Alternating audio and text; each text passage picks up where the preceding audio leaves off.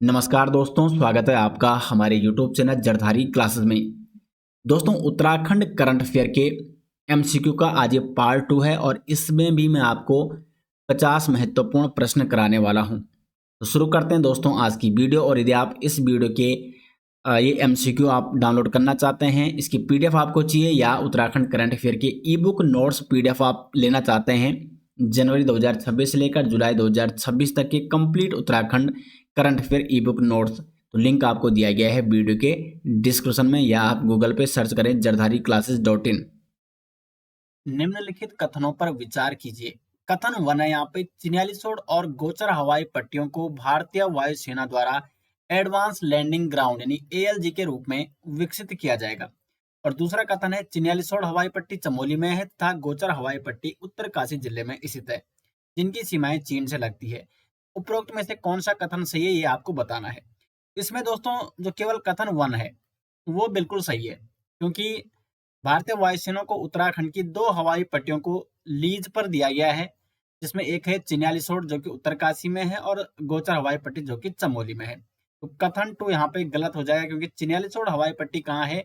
उत्तरकाशी में है। ये चमोली में नहीं है बल्कि उत्तरकाशी में है, और गोचर हवाई पट्टी है चमोली में। इसलिए यहाँ पे केवल कथन 1 सही आंसर हो जाएगा। नेक्स्ट यहाँ पे, निम्नलिखित कथनों पर विचार कीजिए। उत्तराखंड कैबिनेट, कथन 1 है यहाँ पे, उत्तराखंड कैबिनेट द्वारा चिन्यालीसोड़ और गोचर हवाई पट्टी को रक्षा मंत्रालय को पूर्ण स्वामित्व के आधार पर हस्तांतरित किया गया है।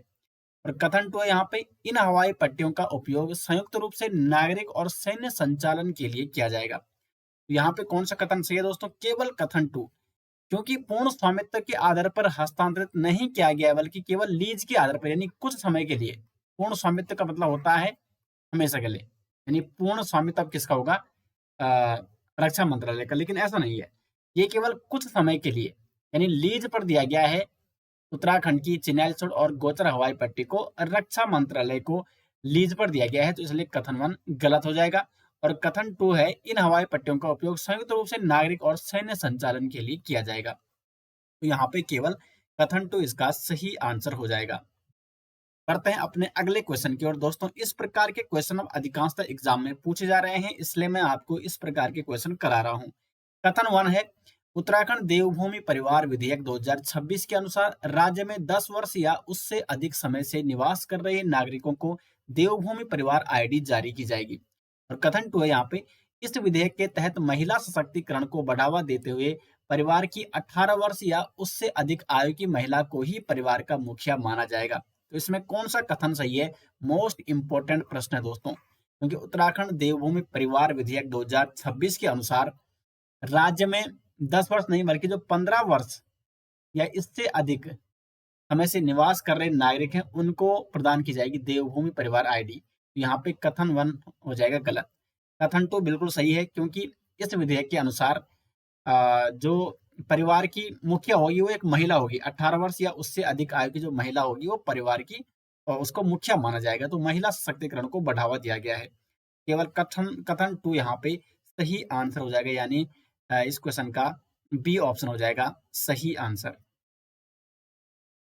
नेक्स्ट यहाँ पे, निम्नलिखित कथनों पर विचार कीजिए। कथन 1 है, उत्तराखंड में गांव को फिर से आबाद करने के लिए प्रवासी पंचायत योजना की शुरुआत की गई है। और कथन 2 है, इस कार्यक्रम के आयोजन की पूरी जिम्मेदारी उत्तराखंड पलायन निवारण आयोग को सौंपी गई है।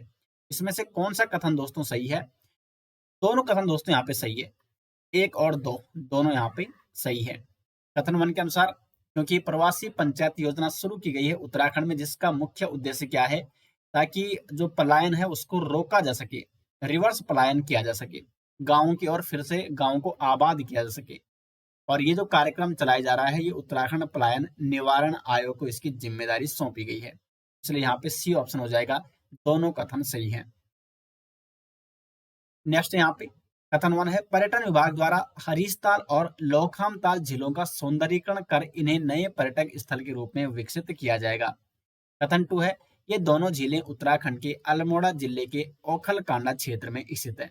इसमें से कौन सा कथन सही है? केवल कथन 1, ए ऑप्शन हो जाएगा दोस्तों सही आंसर। केवल कथन 1 यहाँ पे सही है, क्योंकि पर्यटन विभाग द्वारा जो हरीश ताल और जो लोकाम ताल है इनका सौंदर्यकरण करके इनको पर्यटक स्थल के रूप में विकसित किया जाएगा। ये कथन सही है, लेकिन जो कथन 2 है ये गलत है, क्योंकि ये दोनों ताल ये कहाँ है? नैनीताल, नैनीताल जनपद में है। नैनीताल के ओखलकांडा क्षेत्र में, ये ओखलकांडा क्षेत्र में तो है, लेकिन ये ओखलकांडा क्षेत्र कहाँ है? नैनीताल में है। और हरिस्तार और लोखम ताल ये झीलें कहाँ है? नैनीताल जनपद में स्थित है। इसलिए कथन 2 यहाँ पे गलत है, केवल 1 यहाँ पे सही आंसर हो जाएगा। दोस्तों, नए पैटर्न के आधार पर मैं आपको यहाँ पे एमसीक्यू करा रहा हूँ और जरदारी क्लासेस के माध्यम से इसी प्रकार आपकी तैयारी की जाती है लेटेस्ट परीक्षा का जो पैटर्न है उसके आधार पर। इसलिए चैनल में अगर पहली बार आए तो चैनल को सब्सक्राइब जरूर कीजिए। नेक्स्ट यहाँ पे उत्तराखंड उत्तराखंड सरकार की नई पहल के तहत पहले चरण में नगर निगम पिथौरागढ़ और नगर पंचायत गैरसैंण को स्मार्ट सिटी की तर्ज पर विकसित किया जाएगा। और कथन 2 है यहाँ पे, इस स्मार्ट सिटी विकास पहल में उत्तरकाशी जिले के नगर पालिका परिषद बाड़ाहाट को भी शामिल किया गया है। दोस्तों, मुख्यमंत्री द्वारा पर्वतीय क्षेत्र के समग्र विकास के लिए पहले चरण में अगर हम पर्वतीय दृष्टि से बात करें तो 3 पर्वतीय निकायों को पहले चरण में स्मार्ट सिटी के तर्ज पर विकसित करने की मंजूरी दी गई है। कौन कौन से 3 पर्वतीय निकाय हैं? एक तो है नगर निगम पिथौरागढ़, नगर निगम पिथौरागढ़। दूसरा यहाँ पे नगर पालिका बाड़ाहाट यानी उत्तरकाशी। और जो तीसरा है वो है नगर पंचायत गैरसैंण, नगर पंचायत गैरसैंण। उत्तराखंड सरकार की नई पहल के तहत पहले चरण में नगर निगम पिथौरागढ़ और नगर पंचायत गैरसैंण को स्मार्ट सिटी की तर्ज पर विकसित किया जाएगा, ये भी सही है। और इस स्मार्ट विकास पहल में उत्तरकाशी जिले के नगर पालिका परिषद बाड़ाहाट को भी शामिल किया गया है। यानी इसमें 1 और 2 दोनों कथन यहाँ पे सही हो जाएंगे। पिथौरागढ़ भी आ गया, गैरसैंण भी आ गया और उत्तरकाशी का नगर परिषद बाड़ाहाट ये भी आ गया। ये तीनों जो पर्वतीय निकाय हैं उनको स्मार्ट सिटी की तर्ज पर विकसित किया जाएगा। नेक्स्ट यहाँ पे कथन 1 है, उत्तराखंड में लागू की गई देवभूमि परिवार पहचान पत्र योजना उत्तर प्रदेश के परिवार पहचान पत्र की तर्ज पर विकसित की गई है। और दूसरा कथन है, इस योजना के क्रियान्वयन के लिए नियोजन विभाग को नोडल जिम्मेदारी सौंपी गई है। इसमें कौन सा कथन सही है? केवल कथन 2। इस योजना के क्रियान्वयन कौन करेगा? नियोजन विभाग करेगा। जो देवभूमि परिवार पहचान पत्र दिया जाएगा वो तो किसके द्वारा? प्लानिंग डिपार्टमेंट यानी नियोजन विभाग के को यहाँ पे नोडल की जिम्मेदारी दी गई है। लेकिन जो कथन 1 है दोस्तों ये असत्य है, गलत है, क्योंकि जो देवभूमि परिवार पहचान पत्र योजना है ये उत्तर प्रदेश नहीं बल्कि हरियाणा सरकार की जो हरियाणा परिवार पहचान पत्र मॉडल है इसकी तर्ज पर उत्तराखंड में देवभूमि परिवार पहचान पत्र योजना को शुरू किया गया है। और इसकी नोडल विभाग की जिम्मेदारी किसको दी गई है? नियोजन विभाग को दिया गया है। केवल कथन 2 यहाँ पे सही आंसर हो जाएगा। दोस्तों, यदि आप उत्तराखंड के आगामी Uttarakhand police constable, forest guard, कनिष्ठ सहायक वर्दीधारी एग्जाम और स्नातक स्तरीय परीक्षा की तैयारी करना चाह रहे हैं तो जरदारी क्लासेस के द्वारा आपके लिए एक बैच शुरू किया गया है, यूकेट रस्सी फाउंडेशन बैच। इस बैच के माध्यम से आपको उत्तराखंड एवं हिंदी का संपूर्ण सिलेबस कवर कराया जाएगा। इस कोर्स के माध्यम से बेसिक से लेकर एडवांस लेवल तक डिटेल्स कोर्स है दोस्तों ये, और कंप्लीट सिलेबस आपको कवर कराया जाएगा उत्तराखंड और हिंदी का।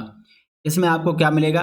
तो प्रत्येक दिन आपको 3 वीडियो लेक्चर मिलेंगी, 2 उत्तराखंड के और 1 हिंदी की। साथ ही साथ details PDF notes topic wise आप डाउनलोड कर सकते हैं। जो भी आपको टॉपिक कराया जाएगा उसके बाद उसके PDF नोट्स आपको दे दिए जाएंगे जिनसे आप रिवीजन भी कर सकते हैं। उसी समय आपको टॉपिक वाइज MCQ भी दिए जाएंगे जिनको आप क्या कर सकते हैं? प्रैक्टिस उन क्वेश्चनों से कर सकते हैं और अपना रिवीजन भी कर सकते हैं। और प्रत्येक वीक आपको एक प्रीवियस ईयर पेपर सोल्व कराया जाएगा, यानी इस कोर्स में आपको लगभग 10 प्रीवियस ईयर पेपर सोल्व कराए जाएंगे। और जो भी आपको MCQ या आपको मॉक टेस्ट कराए जाएंगे वो बायलैंग्वेज होंगे, हिंदी और इंग्लिश दोनों लैंग्वेज में। तो इससे आपको पता चल सकेगा पेपरों से कि किस प्रकार के प्रश्न एग्जाम में पूछे जा रहे हैं। यदि आप इस कोर्स से जुड़ना चाहते हैं तो जरधारी क्लासेस ऐप का लिंक दिया गया है वीडियो के डिस्क्रिप्शन में, या आप गूगल प्ले स्टोर में जाके जरधारी क्लासेस ऐप को इंस्टॉल करें और इस कोर्स के साथ आप जुड़ सकते हैं जरधारी क्लासेस ऐप के माध्यम से। नेक्स्ट यहाँ पे उत्तराखंड में राज्य स्तरीय रेवेन्यू लोक अदालत का उद्घाटन आपके द्वार न्याय की अवधारणा के तहत किया गया है।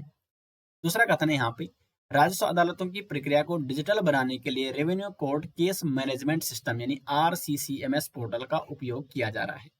यहाँ पे दोनों कथन दोस्तों सही है, 1 और 2। उत्तराखंड में रेवेन्यू लोक अदालत का उद्घाटन किया गया है और सभी 13 जिलों के 210 स्थानों पर दोस्तों इसका संचालन किया गया। और किस अवधारणा पर? आपके द्वार न्याय, ताकि प्रत्येक व्यक्ति को न्याय मिल सके। और इसको डिजिटल बनाने के लिए revenue court case management system portal का उपयोग किया गया। अगला क्वेश्चन है भारत नेपाल सीमा पर पहला कथन है भारत नेपाल सीमा पर स्थित बनबसा चंपावत में एक अत्याधुनिक लैंड पोर्ट का निर्माण केवल उत्तराखंड सरकार के वित्त पोषण से किया जा रहा है। और दूसरा कथन है बद्री गाय के संरक्षण और संवर्धन के लिए प्रदेश की ग्रीष्मकालीन विधानसभा स्थित भराड़ीसैंण गैरसैंण में ग्रीष्मकालीन राजधानी, ठीक है, राजधानी स्थित भराड़ीसैंण गैरसैंण में एक विशेष केंद्र स्थापित किया जाएगा। यहाँ पे केवल कथन 2 बिल्कुल सही है, क्योंकि कथन 1 है वो असत्य है। क्योंकि बनबसा में जो अत्याधुनिक लैंड पोर्ट का निर्माण किया जा रहा है दोस्तों, वो केवल उत्तराखंड सरकार द्वारा नहीं बल्कि LPIA land port authority of India, LPIA land port authority of India और साथ में उत्तराखंड सरकार के संयुक्त सहयोग से इसका निर्माण किया जा रहा है। ये केवल उत्तराखंड सरकार के वित्त पोषण से काम नहीं किया जा रहा है, तो इसलिए कथन 1 गलत हो जाएगा। कथन 2 बिल्कुल यहाँ पे सही है। नेक्स्ट यहाँ पे देहरादून जिले की संतोषी सोलंकी को 77वीं गणतंत्र दिवस परेड में लखपति दीदी के रूप में विशेष अतिथि के तौर पर आमंत्रित किया गया। ये कथन बिल्कुल सत्य है। कथन 2 उन्होंने राष्ट्रीय ग्रामीण आजीविका मिशन NRLM के तहत स्वयं सहायता समूह से जुड़कर सेलाकुई में एक हथकरघा उद्योग की स्थापना की। ये कथन दोस्तों असत्य है, क्योंकि उन्होंने सेलाकुई में एक प्रिंटिंग प्रेस की स्थापना की। प्रिंटिंग प्रेस की स्थापना की दोस्तों इन्होंने, और राष्ट्रीय ग्रामीण आजीविका मिशन के तहत स्वयं सहायता समूह से जुड़कर उन्होंने एक प्रिंटिंग प्रेस की स्थापना की, और जिसका टर्नओवर लगभग 60 लाख रुपए था। और इसलिए इनको लखपति दीदी के रूप में विशेष अतिथि के तौर पर आमंत्रित किया गया था 77वीं गणतंत्र दिवस परेड समारोह में। तो कथन 1 यहाँ पे सही है, कथन 2 यहाँ पे गलत है। और ये कहाँ की? देहरादून की संतोषी सोलंकी, इसलिए इसका आंसर हो जाएगा केवल 1। नेक्स्ट है दोस्तों यहाँ पे उत्तराखंड की ग्रीन हाइड्रोजन नीति। पहला कथन है उत्तराखंड की ग्रीन हाइड्रोजन नीति 2026 के तहत वर्ष 2030 तक 100 किलोटन प्रति वर्ष उत्पादन का लक्ष्य निर्धारित किया गया है। पहला कथन यहाँ पे सही है। दूसरा कथन है इस नीति के तहत यदि कोई परियोजना 31 दिसंबर 2030 तक शुरू होती है तो उसे अगले 15 वर्षों तक सरकारी प्रोत्साहन मिलेंगे। कथन 2 यहाँ पे दोस्तों असत्य है। क्यों असत्य है? क्योंकि अगले 15 वर्षों के लिए नहीं, बल्कि संचालन तिथि से अगले 10 वर्ष, संचालन तिथि से अगले 10 वर्ष उसको सरकारी प्रोत्साहन मिलेंगे, 15 वर्ष तक नहीं। ये केवल कथन 1 यहाँ पे सही आंसर हो जाएगा। नेक्स्ट यहाँ पे वर्ष 2026 में चारधाम यात्रा का शुभारंभ अतिथि देवो भव के मुख्य थीम के साथ किया जा रहा है। दूसरा कथन है दोस्तों यहाँ पे नई पंजीकरण नियमावली 2026 के अनुसार होम स्टे योजना का लाभ अब राज्य के साथ साथ देश के किसी भी नागरिक को मिल सकेगा। तो उत्तराखंड की नई पंजीकरण नियमावली 2026 है। तो यहाँ पे दोस्तों कथन 1 तो बिल्कुल सही है, क्योंकि प्रशासन द्वारा अतिथि देवो भव की भावना से चारधाम यात्रा का शुभारंभ किया जा रहा है। और साथ में यहाँ पे जो नई पंजीकरण नीति है उत्तराखंड गवर्नमेंट की नियमावली 2026, तो इसके अनुसार जो होम स्टे योजना है इसका लाभ अब केवल उत्तराखंड के स्थायी निवासियों को मिलेगा। उत्तराखंड के जो स्थायी निवासी है दोस्तों, वो अपने होम स्टे खोल सकेंगे और जो उत्तराखंड गवर्नमेंट की योजना है उसका लाभ पा सकेंगे। बाहरी लोग यानी अन्य राज्यों के जो नागरिक है अब होम स्टे योजना में पंजीकरण नहीं करा सकेंगे। उन्हें बेड एंड ब्रेकफास्ट योजना में शामिल किया जाएगा। जिससे उन्हें टैक्स और बिजली पानी की व्यावसायिक दरों का भुगतान भी करना होगा। तो नई पंजीकरण नियमावली 2026 के अनुसार होम स्टे योजना का लाभ अब केवल राज्य के स्थायी निवासियों को मिलेगा। इसलिए कथन टू यहाँ पे गलत है, केवल कथन वन यहाँ पे सही आंसर हो जाएगा इस क्वेश्चन का। दोस्तों आपको वीडियो कैसी लग रही है कमेंट बॉक्स में आपको जरूर बताना है, और वीडियो को अधिक से अधिक दोस्तों शेयर भी करना है। कथन वन है, भगत सिंह कोश्यारी को राजनीति एवं सामाजिक सेवा यानी सार्वजनिक मामलों में उनके दीर्घकालीन योगदान के लिए पद्म भूषण 2026 से सम्मानित किया गया। कथन वन यहाँ पे दोस्तों बिल्कुल सही है। कथन टू है, उनका जन्म बागेश्वर जिले में हुआ था और वे उत्तराखंड अंतरिम सरकार के पहले मुख्यमंत्री थे। ये दोस्तों उत्तराखंड सरकार के पहले नहीं है, यानी अंतरिम सरकार के पहले नहीं बल्कि दूसरे मुख्यमंत्री थे, दूसरे मुख्यमंत्री थे ये। कथन जो टू है यहाँ पे वो गलत हो जाएगा। कथन वन बिल्कुल सही है क्योंकि इनको पद्म भूषण सम्मान 2026 से सम्मानित किया गया। ए ऑप्शन यहाँ पे सही आंसर हो जाएगा। नेक्स्ट यहाँ पे डॉक्टर जितेंद्र ठाकुर को राज्य के सर्वोच्च साहित्यिक सम्मान उत्तराखंड साहित्य भूषण सम्मान 2026 से सम्मानित किया गया। बिल्कुल सही है। नेक्स्ट यहाँ पे डॉक्टर बुद्धिनाथ मिश्र और श्याम सिंह कुटोलो को भी वर्ष 2026 के लिए उत्तराखंड साहित्य भूषण सम्मान ही प्रदान किया गया। ये कथन गलत हो जाएगा, केवल कथन वन है यहाँ पे, क्योंकि डॉक्टर बुद्धिनाथ मिश्र और श्याम सिंह कुटोला इनको उत्तराखंड दीर्घकालीन उत्कृष्ट साहित्य सृजन पुरस्कार से सम्मानित किया गया है। केवल कथन वन यहाँ पे सही आंसर है। अगला क्वेश्चन है, कथन वन है, नीति आयोग द्वारा जारी निर्यात तैयारी सूचकांक ईपीआई 2024 में उत्तराखंड ने छोटे राज्यों की श्रेणी में प्रथम स्थान और ओवरऑल 13वां स्थान प्राप्त किया है। और दूसरा कथन है, इस सूचकांक के 4 मुख्य स्तंभों में से व्यावसायिक पारिस्थितिकी तंत्र को सर्वाधिक 40% वेटेज दिया गया है। यहाँ पे दोनों कथन दोस्तों सही है। ईपीआई 2024 में उत्तराखंड ने 52.07 का स्कोर किया है और साथ में छोटे राज्यों की श्रेणी में प्रथम स्थान प्राप्त किया है। कौन से राज्यों की श्रेणी में? तो छोटे राज्य हैं, छोटे राज्यों की श्रेणी में। और समग्र रैंक है जो उत्तराखंड की वो है 13वीं।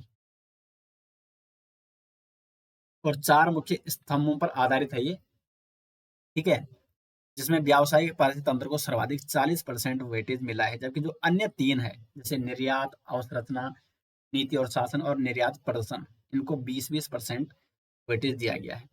कथन टू भी सही है, सी ऑप्शन यहाँ पे सही आंसर है। नेक्स्ट यहाँ पे नीति आयोग द्वारा जारी फिस्कल हेल्थ इंडेक्स 2026 के उत्तर पूर्वी एवं हिमालयी राज्यों की श्रेणी में उत्तराखंड को प्रथम स्थान प्राप्त हुआ।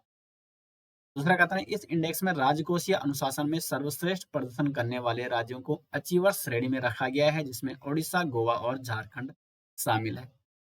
यहाँ पे दोस्तों केवल कथन टू सही है, कथन टू यहाँ पे असत्य है, क्योंकि जो फिस्कल हेल्थ इंडेक्स 2026 है इसमें उत्तर पूर्वी एवं हिमालयी राज्यों की श्रेणी में प्रथम स्थान जो प्राप्त किया है, इसमें जो प्रथम स्थान प्राप्त किया है वो क्या है? अरुणाचल प्रदेश ने, ठीक है, जबकि उत्तराखंड को मिला है दूसरा स्थान, दूसरा स्थान प्राप्त किया है उत्तराखंड ने। इसलिए कथन वन गलत है, कथन टू बिल्कुल सही है। यहाँ पे राजकोषीय अनुशासन में सर्वश्रेष्ठ प्रदर्शन करने वाले राज्यों को अचीवर श्रेणी में रखा गया, जिसमें ओडिशा, गोवा और झारखंड शामिल है। केवल कथन टू यहाँ पे सही है। नेक्स्ट यहाँ पे उत्तराखंड ने खनन सुधारों में उत्कृष्ट प्रदर्शन करते हुए देश में दूसरा स्थान हासिल किया है, जिसके लिए केंद्र सरकार ने 200 करोड़ रुपए की प्रोत्साहन राशि स्वीकृत की है।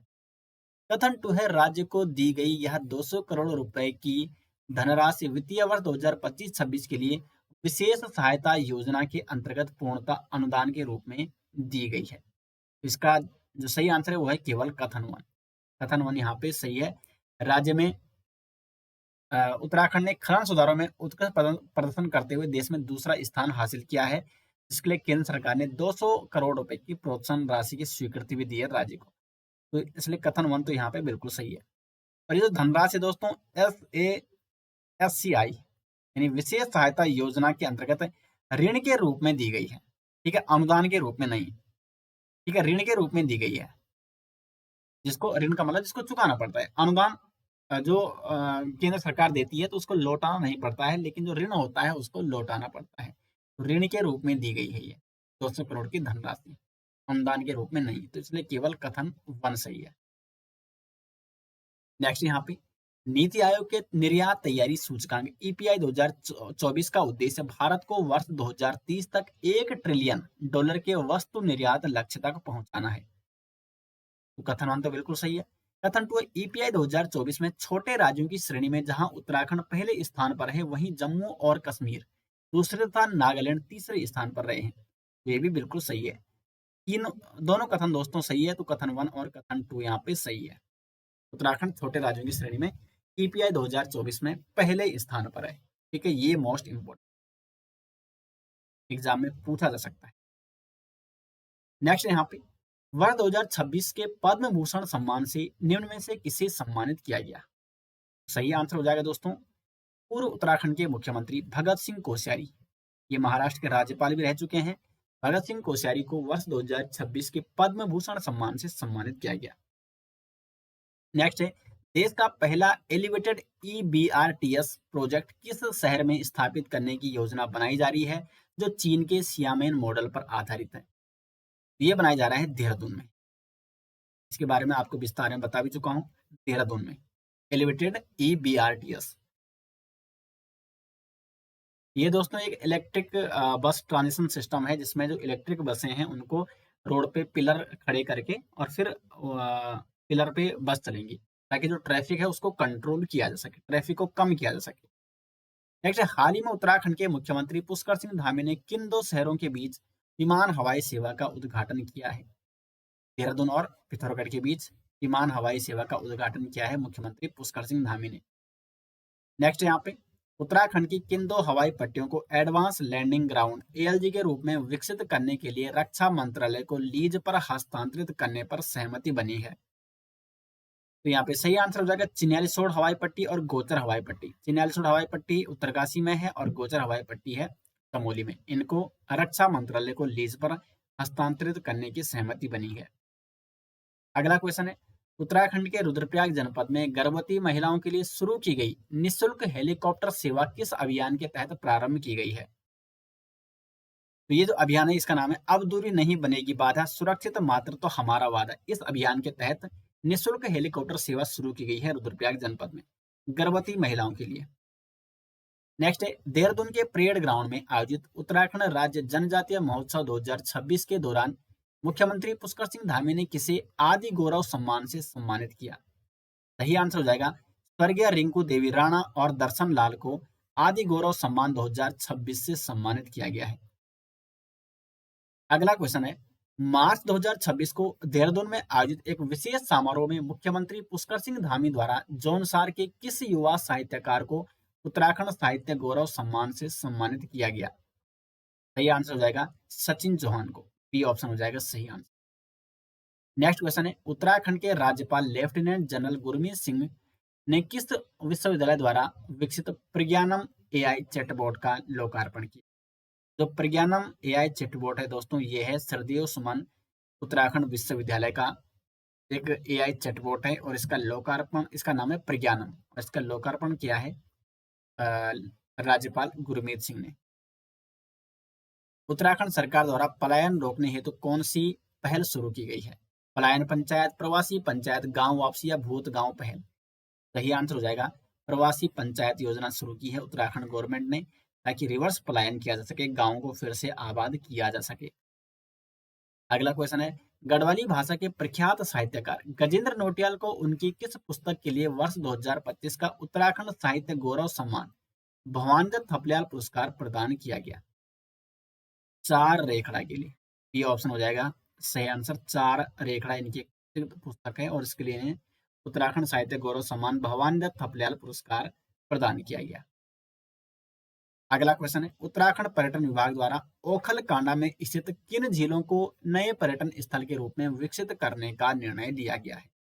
तो ओखल कांडा जो कि नैनीताल में स्थित है और नैनीताल की दो प्रमुख झीलें हरीशताल और लोखाम ताल, ये ऑप्शन सही आंसर हो जाएगा। इनको पर्यटन स्थल के रूप में विकसित करने का निर्णय लिया गया है। अगला क्वेश्चन है, देहरादून में आयोजित फेमिना मिस इंडिया उत्तराखंड 2026 का प्रतिष्ठित खिताब किसने जीता है? सही आंसर हो जाएगा दोस्तों आंचल फरसवान। ये बनी है फेमिना मिस इंडिया उत्तराखंड 2026, आंचल फरसवान। अगला है उत्तराखंड पुलिस को उत्कृष्ट सेवा के लिए कौन सा सर्वोच्च सम्मान प्रदान किया गया है। महत्वपूर्ण प्रश्न है दोस्तों। राष्ट्रपति पुलिस कलर, जो कि पुलिस को प्राप्त होने वाला सर्वोच्च सम्मान होता है, तो राष्ट्रपति पुलिस कलर ये सम्मान दिया गया है उत्तराखंड पुलिस। नेक्स्ट क्वेश्चन है उत्तराखंड में लंबित राजस्व मामलों के त्वरित निपटारे के लिए मुख्यमंत्री पुष्कर सिंह धामी द्वारा किस विशेष पहल का उद्घाटन किया गया है। तो लंबित राजस्व मामलों को त्वरित निपटाने के लिए जो पहल शुरू की है वो है राज्य स्तरीय रेवेन्यू लोक अदालत। राज्य स्तरीय रेवेन्यू लोक अदालत, इस पहल की शुरुआत की गई है। बी ऑप्शन हो जाएगा सही आंसर। नेक्स्ट है भारत नेपाल सीमा पर उत्तराखंड के किस क्षेत्र में व्यापार और आवागमन को सुगम बनाने के लिए अत्याधुनिक लैंड पोर्ट का निर्माण किया जा रहा है। तो ये अत्याधुनिक लैंड पोर्ट बन रहा है दोस्तों बनबसा चंपावत में, बनबसा चंपावत में, जो कि भारत और नेपाल सीमा पर स्थित है। नेक्स्ट है हाल ही में लेखिका रूपाली वशिष्ठ को उनकी किस प्रसिद्ध पुस्तक के लिए भारत विभूषण राष्ट्रीय सम्मान 2026 से सम्मानित किया गया। तो लेखिका रूपाली बिष्ट को भारत विभूषण राष्ट्रीय सम्मान 2026 से सम्मानित किया गया है उनकी किस रचना के लिए। तो लाखा मंडल, ये ऑप्शन हो जाएगा सही आंसर। नेक्स्ट है मुख्यमंत्री पुष्कर सिंह धामी द्वारा उत्तराखंड साहित्य गौरव सम्मान समारोह 2025 में राज्य के सर्वोच्च साहित्यिक सम्मान उत्तराखंड साहित्य भूषण सम्मान से किसे सम्मानित किया गया है। सही आंसर हो जाएगा दोस्तों डॉक्टर जितेंद्र ठाकुर को सम्मानित किया गया है उत्तराखंड साहित्य भूषण सम्मान। नेक्स्ट यहाँ पे उत्तराखंड की पारंपरिक पहाड़ी नस्ल बद्री गाय के संरक्षण और संवर्धन के लिए राज्य सरकार द्वारा विशेष केंद्र कहाँ स्थापित किया जा रहा है। भराड़ीसैंण गैरसैंण में बनेगा एक विशेष केंद्र, ताकि बद्री गाय, जो कि एक प्रसिद्ध गाय है उत्तराखंड की गाय की नस्ल है बद्री गाय, इसके संरक्षण और संवर्धन को बढ़ावा दिया जा सके। अगला क्वेश्चन है देश में पहली बार आयोजित किए जा रहे राष्ट्रीय घरेलू आय सर्वेक्षण के संबंध में उत्तराखंड में यह सर्वे किस विभाग द्वारा शुरू किया गया है और इसके समापन का लक्ष्य क्या रखा गया है। उत्तराखंड में शुरू किया गया है दोस्तों राष्ट्रीय घरेलू आय सर्वेक्षण किस विभाग द्वारा, राष्ट्रीय सांख्यिकी कार्यालय द्वारा ये शुरू किया जा रहा है और मार्च 2027 तक इसको कंप्लीट करने का लक्ष्य रखा गया है, समापन करने का लक्ष्य रखा गया है। राष्ट्रीय घरेलू आय सर्वेक्षण उत्तराखंड से शुरू हुआ है राष्ट्रीय सांख्यिकी कार्यालय के द्वारा। नेक्स्ट है हाल ही में नीति आयोग द्वारा जारी फिस्कल हेल्थ इंडेक्स राजकोषीय स्वास्थ्य सूचकांक 2026 में उत्तर पूर्वी एवं हिमालयी राज्यों की श्रेणी में उत्तराखंड ने कौन सा स्थान प्राप्त किया। उत्तराखंड ने प्राप्त किया है दोस्तों दूसरा स्थान। इंपॉर्टेंट क्वेश्चन है दोस्तों एग्जाम की दृष्टि से। राजकोषीय स्वास्थ्य सूचकांक 2026 में उत्तराखंड ने दूसरा स्थान हासिल किया। अगला क्वेश्चन है चारधाम यात्रा 2026 के दौरान तीर्थ यात्रियों के स्वास्थ्य की रियल टाइम मॉनिटरिंग के लिए राज्य सरकार ने किस नए डिजिटल पोर्टल को लागू किया है, ताकि तीर्थ यात्रियों के स्वास्थ्य की जानकारी प्राप्त हो सके। ये स्वास्थ्य धाम पोर्टल, सी ऑप्शन हो जाएगा यहाँ पे सही आंसर। हाल ही में उत्तराखंड के राज्यपाल द्वारा महिला उद्यमी उभरते सितारे सम्मान समारोह में किस प्रसिद्ध मुक्केबाज और ओलंपिक पदक विजेता को सम्मानित किया गया। मैरी कॉम को, मैरी कॉम को सम्मानित किया गया है। सी ऑप्शन हो जाएगा सही आंसर। नेक्स्ट उत्तराखंड में देवभूमि परिवार पहचान पत्र योजना के क्रियान्वयन की नोडल जिम्मेदारी किस विभाग को सौंपी गई है। देवभूमि परिवार पहचान पत्र योजना के क्रियान्वयन की जो नोडल जिम्मेदारी सौंपी गई है वो सौंपी गई है नियोजन विभाग को। सी ऑप्शन हो जाएगा दोस्तों सही आंसर। नेक्स्ट है खनन सुधारों में उत्कृष्ट प्रदर्शन के लिए केंद्र सरकार द्वारा पुरस्कृत उत्तराखंड राज्य ने देश में कौन सा स्थान हासिल किया है। खनन सुधारों में उत्कृष्ट प्रदर्शन के मामले में उत्तराखंड ने यहाँ पे जो स्थान हासिल किया है दोस्तों वो है दूसरा। ये ऑप्शन हो जाएगा सही आंसर, दूसरा स्थान हासिल किया है उत्तराखंड ने। नेक्स्ट है हाल ही में पंजीकृत की गई उदयपुरी किस पशु की एक नस्ल है जिसे उत्तराखंड की विशिष्ट नस्ल के रूप में मान्यता मिली। उदयपुरी है दोस्तों एक बकरी की नस्ल जो कि पौड़ी गढ़वाल के पश्चिमी क्षेत्र में पाई जाती है और इसको उत्तराखंड की विशिष्ट बकरी की नस्ल के रूप में मान्यता मिली है, उदयपुरी बकरी। नेक्स्ट यहाँ पे उत्तराखंड के चमोली जिले में स्थित 125 वर्ष पुरानी ऐतिहासिक लॉर्ड कर्जन रोड का नाम बदलकर क्या रखा गया है? लॉर्ड कर्जन रोड ये कहाँ थी दोस्तों? चमोली जनपद में थी और इसका अब नया नाम होगा नंदा सुनंदा परिपथ। ये ऑप्शन हो जाएगा सही आंसर। नेक्स्ट है, जनवरी 2026 में मुख्यमंत्री पुष्कर सिंह धामी ने उत्तराखंड के किस शहर में 2 दिवसीय बर्ड फेस्टिवल का उद्घाटन किया? कोटद्वार में किया दोस्तों बर्ड फेस्टिवल 2026 का उद्घाटन। अगला क्वेश्चन है, उत्तराखंड देवभूमि परिवार विधेयक 2026 के अनुसार देवभूमि परिवार आईडी प्राप्त करने के लिए राज्य में कम से कम कितने वर्षों का निरंतर निवास अनिवार्य किया गया है? तो 15 वर्ष या उससे अधिक का अगर निरंतर निवास कर रहे हैं राज्य में, तो उन परिवार या उन नागरिकों को देवभूमि परिवार आईडी दी जाएगी। अगला दोस्तों, केंद्र सरकार की SPOCS योजना के तहत देश की 5वीं साइंस सिटी का निर्माण उत्तराखंड के किस शहर में किया जा रहा है? उत्तराखंड के देहरादून में दोस्तों देश की 5वीं साइंस सिटी का निर्माण किया जा रहा है। यहाँ पे सही आंसर हो जाएगा देहरादून, सी ऑप्शन। उत्तराखंड की लोक संस्कृति को वैश्विक मंच पर प्रस्तुत करने के लिए उत्तराखंड मात्सुरी का आयोजन किस शहर में किया गया? ये जापान के टोक्यो में किया गया। जापानी भाषा में मात्सुरी का मतलब होता है उत्सव। यहाँ पे उत्तराखंड की लोक संस्कृति को वैश्विक मंच पर प्रस्तुत करने के लिए आयोजन किया गया है उत्तराखंड मात्सुरी का टोक्यो में। हाल ही में NCRB के CCTNS ICJS प्रगति डैशबोर्ड के अनुसार नए आपराधिक कानूनों के प्रभावी क्रियान्वयन में किस राज्य ने पूरे देश में प्रथम स्थान प्राप्त किया? Uttarakhand, D option. अगला क्वेश्चन है, उत्तराखंड सरकार की नई पहल के तहत पहले चरण में इन 3 पर्वतीय निकायों को स्मार्ट सिटी की तर्ज पर विकसित करने की मंजूरी दी गई है। ये 3 पर्वतीय निकाय दोस्तों पिथौरागढ़, उत्तरकाशी बाड़ाहाट और गैरसैंण, इन 3 पर्वतीय निकायों को स्मार्ट सिटी की तर्ज पर विकसित किया जाएगा। इंपॉर्टेंट क्वेश्चन है दोस्तों।